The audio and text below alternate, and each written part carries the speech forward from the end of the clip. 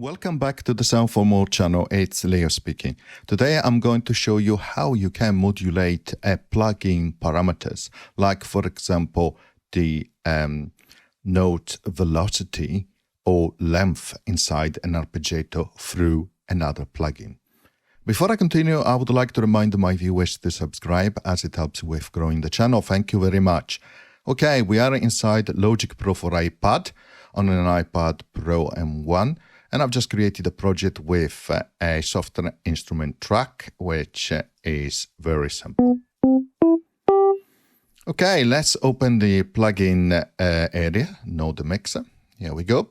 As you can see, we have an instrument of type electric piano. Now let's click on the MIDI effects and let's add an arpeggiator. Let's change the rate to 1/8.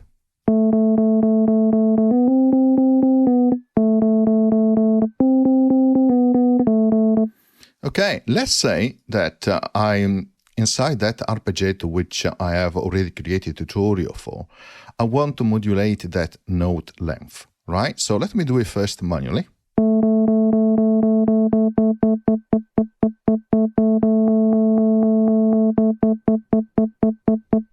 So how do I go about it? Well, it's very simple. Click, let's go back to the view of the plugin, so it's a little bit bigger. Click where it says MIDI effects, or click here and hold, and then you just say add plugin before. You can also click here on the MIDI effects, add a plugin, and then you can go to edit here and then drag and drop them between each other to change the order. But the important thing is that what we are going to add, which is another plugin, which is the Modulator, is at the front of the arpeggiator, okay? Because it needs to be sequential. Okay, so we have added a modulator. So what is a modulator? Well, let's open it up. As you can see, it's an LFO and also an envelope. Okay, let's start from here. Okay, you have the rate of the LFO, which can be in sync as well. You can also change the symmetry of the shape, which you can change here. When it is at 0, you have a perfect triangle, like a perfect sine, pulse, etc. And then as you move the symmetry, you almost like skew the shape. So for example, a sine could become an upward sawtooth or downward sawtooth, and similar to the sine with some peaks, etc., etc. So just to try it, it's really nice. Then you can change the trigger phase, of course. You can also set it to be free, or to change on the first note, or when every note is actually fired, for example, via a MIDI controller. You can decide if to have continuous moving steps of the LFO, or if to produce something similar to sample and hold, changing the number of steps, i.e. reducing them. Then you can activate the envelope here.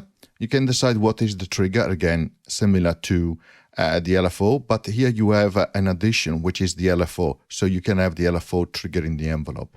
You can decide a delay for the envelope to come in, and then you have your typical ADSR, with the exception, of course, that you have only attack, hold, stroke, sustain, and release. Okay, you don't have decay. Of course, you can sync it as well. Now, let's move down. Here you have the number of steps, similar to the LFO, but they are related to the envelope, is a continuation. And also you can decide how much the envelope will influence the LFO rate or the LFO amplitude, okay?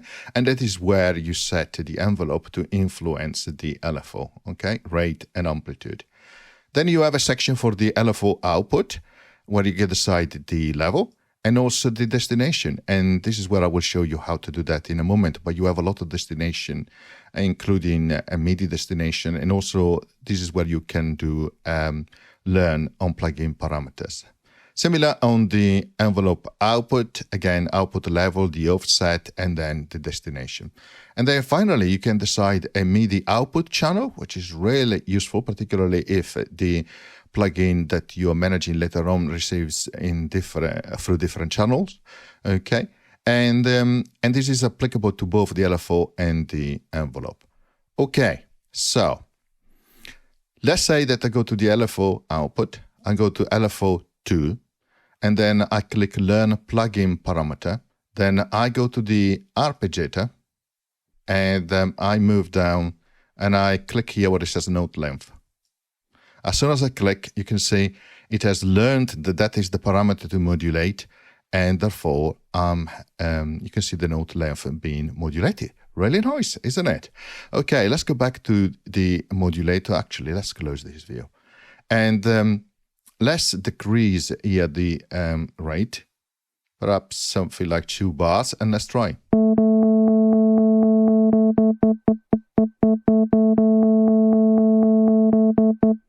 So, if you open again the arpeggiator and you go to the note length, it's much slower now. And as the note length is lower in value, it sounds more like a staccato, and the opposite, of course, when it is on in higher values.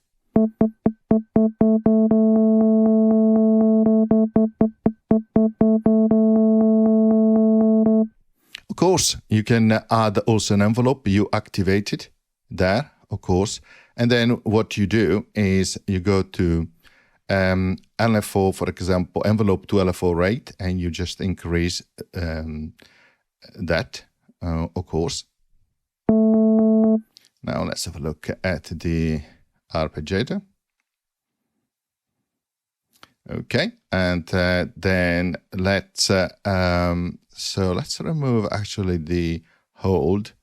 Let's leave the attack there and the release like so. Okay, and then yeah, let's leave this one as it is, and then let's have another look at the arpeggiator.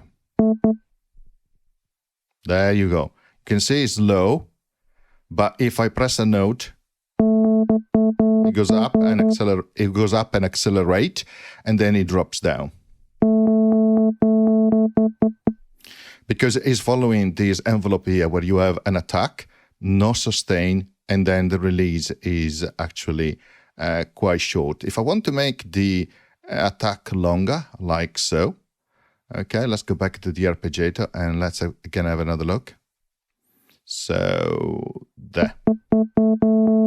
Faster.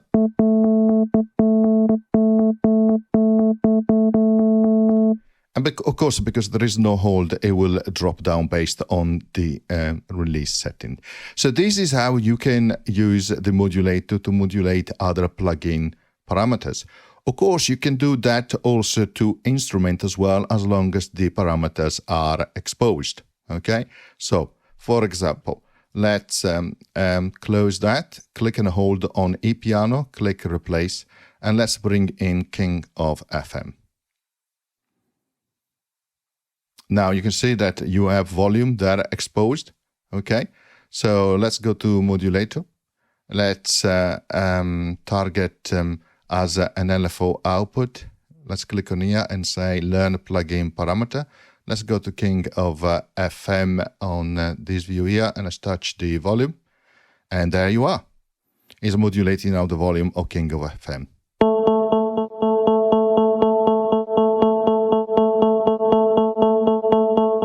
It has both an LFO applied and also an envelope when, of course, I press the key. Faster. Let go, and of course it's coming down.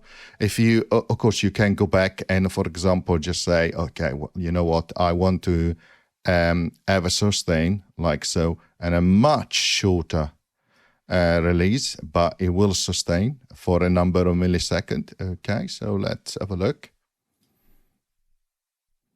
So I wait for the volume to be low. Go.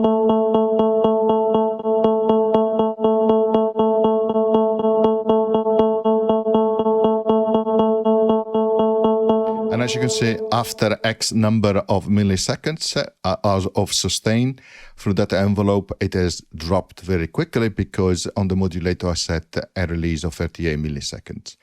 Okay, I'm going to stop here. I hope you enjoyed this short tutorial. The beauty, of course, of the modulator is that you can apply the LFO and the envelope on any track against any instruments. So it's quite nice. So you can modulate now, plug in parameters through the modulator. Okay, see you next time. Bye.